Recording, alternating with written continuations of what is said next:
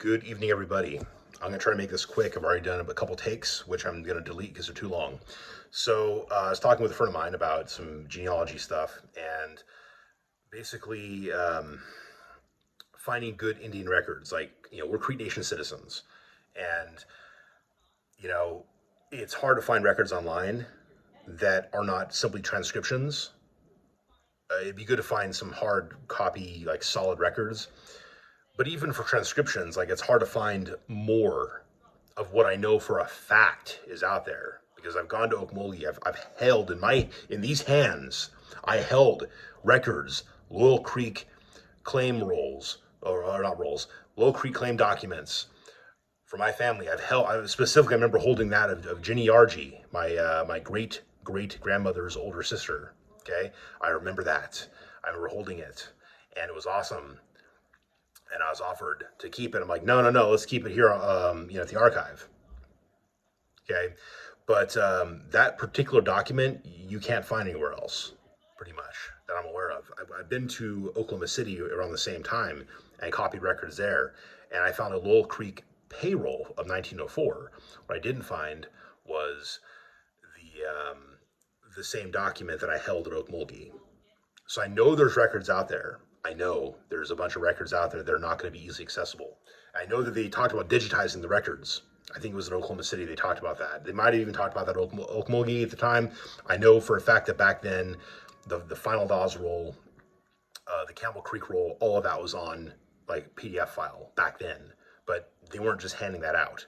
I mean, they'll hand you a printout if you're there. But as far as like getting information, like getting like a copy of the PDF so you can print your own copy up later on, that wasn't really happening. So yeah, what I'd like to see is some kind of a website that definitively has good Indian records, good stuff that I mean, look, it's not like if you have access to Final Dawes rule that you're going to gain citizenship by forgery. Okay, like that's not going to happen.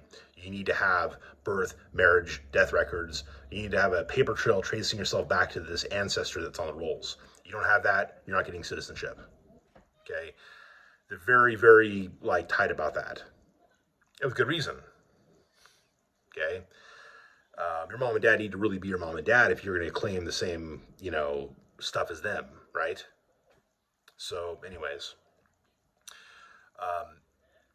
it would be really nice if all Laurel Creek rolls were made available, especially anybody who's actually dead. Okay, like obviously, if somebody's still alive and they received a document back in 1960 or something, maybe that record is not available for another 10 years or whatever. But yeah, for 1904 and the 1950s, I mean, my great grandma's records should be accessible on the internet. That stuff should be made available. I like to see Crete Nation do that. I like to see the federal government do that, to be honest. I mean, we're sending money overseas to all kinds of stuff, and we can't make these records that are already past due publicly available. It's hard to make that happen. Now, maybe it's because the Indian Nation isn't necessarily, full of American citizens at the time. Maybe that's why they're like, oh, well, blah, blah, blah, blah. I don't know. I don't know what the reason is. But there's websites that make some stuff available and other things are just not available. And it's frustrating to try to find ancestors. And I know from experience, looking at the 1882 Creek roll for Arbika town, the actual first page of that document does not say Arbika town. It says Arbika Jacob Knight town. Jacob Knight was my third great grandfather. So I know for a fact that you can look at even the rootsweb freepages.rootsweb transcriptions. Everything else can be accurate, but some things are going to be missing. And that's one thing that was missing. If you look at the scans, look at the microfilms that I've seen that I have copies of at my mom's house. I need to go collect all that stuff. But I know for a fact that this stuff has differences in it. And what that tells me right there is that he was a very important man. Not only did I see his initials, him and his brother William signing to collect money for other members of that town, but the fact that it said Jacob Knight Town, Arbika Jacob Knight Town, he was probably the chief. Most likely was the case. I don't know for sure, but I'm going to go off on a limb and assume he probably was. So, or he was second chief, or he was somebody important to the tribe, to that town. So, in the same sense, like I have to just assume that other records available on sites like that are only transcriptions are not going to have the complete record. There's something that's going to be on the original record that might very well be missing. A telltale sign of something might be missing. And that's the hard part, is what do you do about that? So I can scan my microfilm copies, but really be so much better if all these records got digitized to begin with. These archives just didn't leave the stuff in a box and on microfilm.